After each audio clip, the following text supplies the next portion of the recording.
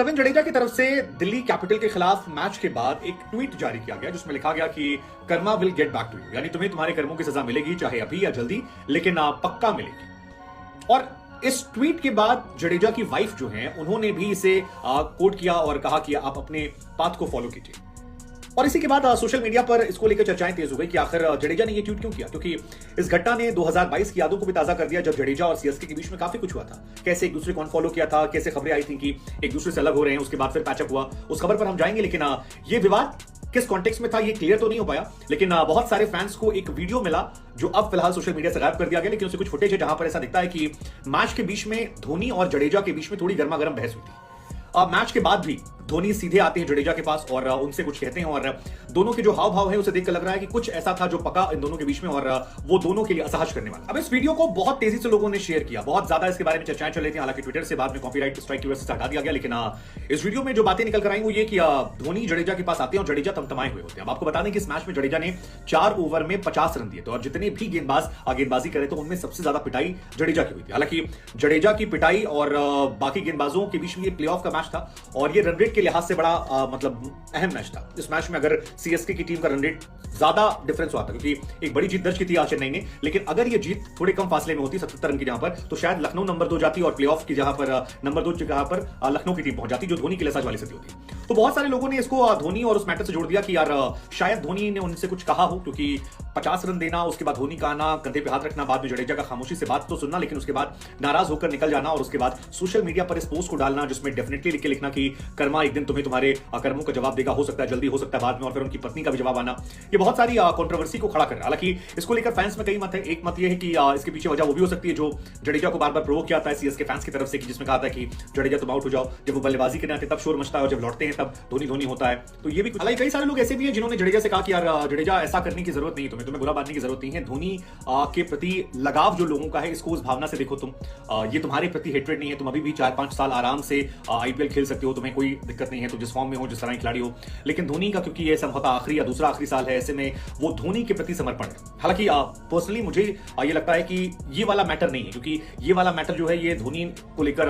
जडेजा ने खुद कहा था कि जब मैं बल्लेबाजी करने आता हूं तो ऐसा होता है, जब लौटता हूं तो शोर मचते हैं और मैं इकलौता खिलाड़ी हूं जिसके आउट होने की दुआ मांगी जाती है।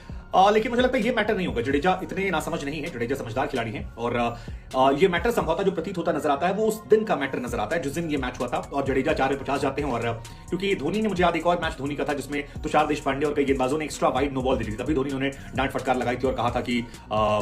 अगर ये इसी तरह से नो बॉल करनी है तो फिर तुम्हें नया कैप्टन ढूंढना पड़ेगा, और उसके बाद सब शांत थे। लेकिन ये वाला इंसिडेंट जो है ये ज्यादा वायरल हो गया है। हालांकि कई लोग इसमें कह रहे हैं कि इसमें बाकी फ्रेंचाइजी की जो फैंस हैं वो नमक मिर्च लगा के डाल दे रहे हैं, इस मामले को भड़का रहे हैं। और कई सारे लोगों ने, मुंबई इंडियंस के फैंस ने कहा कि बाबू तो हमारे यहाँ जाओ, तुम रिस्पेक्ट डिजर्व करते हो, तुम्हारे साथ 2 बार ये कांड हो चुका, तुम इसके लायक नहीं हो, ऐसा कैसे तुम्हारे साथ हो सकता है, ये तो गलत है।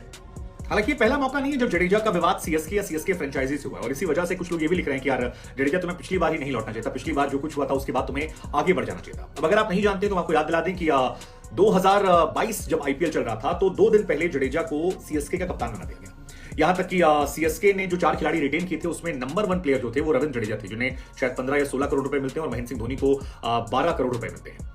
धोनी की जगह कप्तान जडेजा बनाए गए, कहा गया कि लेगेसी को आगे बढ़ाएंगे। जडेजा 8 मैचों में कप्तान रहे, लेकिन उसके बाद उनकी टीम जो है वो खास प्रदर्शन नहीं कर पाई थी और जडेजा को इसके बाद कप्तानी से हटा दिया गया था। पिछले सीजन में 9 मैचेस में इनकी हार हुई थी और शुरुआत में 8 मैचेस जो थे वो जडेजा कप्तान थे, बाद में 6 मैच जो थे वो धोनी कप्तान थे और 8 में 6 मैच सीएसके हारी थी, जिसके बाद जडेजा को हटाया गया। जडेजा ने हटने के बाद सीएसके को अनफॉलो कर दिया था और उसके जस्ट बाद जडेजा को लेकर खबर आई कि जडेजा फिट नहीं है और जडेजा टूर्नामेंट से बाहर हो गए हैं। तब भी बहुत सारे प्रशंसकों के मन में आया था कि ऐसा क्या हो गया, क्यों हो गया। फिर खबर आई कि सीएसके ने भी जडेजा को अनफॉलो कर दिया है और दोनों तरफ से कोल्ड वॉर जो है वो शुरू हो गई थी और फिर काफी लंबे समय तक ये बातें चली। बहुत सारी खबरें निकल कर आई कि क्या जडेजा आएंगे या जडेजा किसी और टीम से खेलते नजर आएंगे, लेकिन बाद में धीरे धीरे चीजें, जिस तरह से जडेजा पिछली बार भी दिल्ली के खिलाफ मैच में पहले चोटिल हुए और फिर बाहर हो गए, तब भी बहुत सारी खबरें छपी थी। इंडियन एक्सप्रेस अखबार ने साफ साफ ये खबर आर्टिकल छापा था कि सीएसके और जडेजा के बीच में कुछ पक रहा है। बाद में मांजरेकर ने भी कहा, फिर ये कहा कि इनके बीच में दरार है। 2 दिन पहले कैप्टन बनना आना, फिर मिड सीजन में कैप्टन हटाना, धोनी का आना, फिर खबर आना कि जडेजा के कुछ प्लेयर्स से ट्यूनिंग अच्छी नहीं थी। जडेजा को यह हर्ट हुआ था कि जिस तरह से उन्हें हटाया गया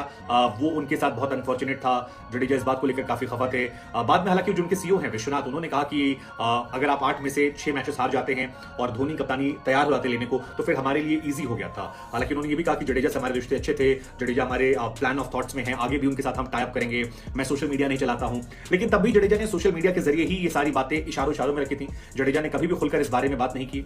लेकिन तब दोनों ने अनफॉलो किया था, सीएसके ने भी और जडेजा ने भी, और